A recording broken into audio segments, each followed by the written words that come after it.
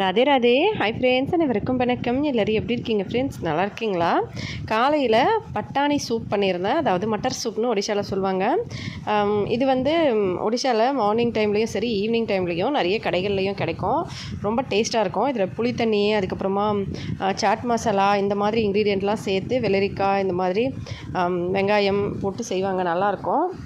மதியத்துக்கு சாதம், பட்டாணி, உருளைக்கிழங்கு போட்டு காரக்குழம்பு மாதிரி செஞ்சுருந்தேன். அதுக்கப்புறம் ரசம், அப்பளம் வறுத்துருந்தேன். பட்டாணி வந்து மட்டர் சூப் பண்ணும்போது வேக வச்சதுனால பாதி எடுத்து உருளைக்கிழங்கு போட்டு குழம்பு வச்சுருந்தேன். ரசம் வந்து நான் அந்த பக்கம் வீட்டுக்கு பாதி கொடுத்துருந்தனால அந்த பக்கம் வீட்டிலேருந்து எனக்கு வந்து இந்த டால்மா கொடுத்துருந்தாங்க. அதை சேர்த்து மத்தியானம் சாப்பிட்டுக்கிட்டோம். அதுக்கப்புறம் ஈவினிங் தான் ஸ்பெஷல் டிஷ்ஷு. என்னென்னா பானிபூரி. ஹஸ்பண்ட் கடைக்கு போயிட்டு வரும்போது வாங்கிட்டு வந்திருந்தார். இது வந்து 40 ரூபாய்க்கு பானிபூரி. நல்லாயிருக்கும், செம்ம டேஸ்ட்டு. ஆக்சுவலாக வந்து பானிபூரி ஒடிஷாவில் 10 ரூபாய்க்கு 6 இல்லை 7 கொடுப்பாங்க, கடைக்கு ஏற்ற மாதிரி. வாங்கிட்டு வந்தோடனே பசங்க வந்து அங்கேயே சாப்பிட்டுட்டு வந்துட்டு இருந்தாங்க. இதை நான் சாப்பிட்றதுக்கு மட்டும் ஹஸ்பண்ட் வாங்கிட்டு வந்திருந்தார். ஆனாலும் பானிபூரினால் பசங்க எல்லாம் விரும்பி சாப்பிடுவாங்கள்ல, எல்லோரும் வந்து சாப்பிட்டோம் ஒன்றா சேர்ந்து.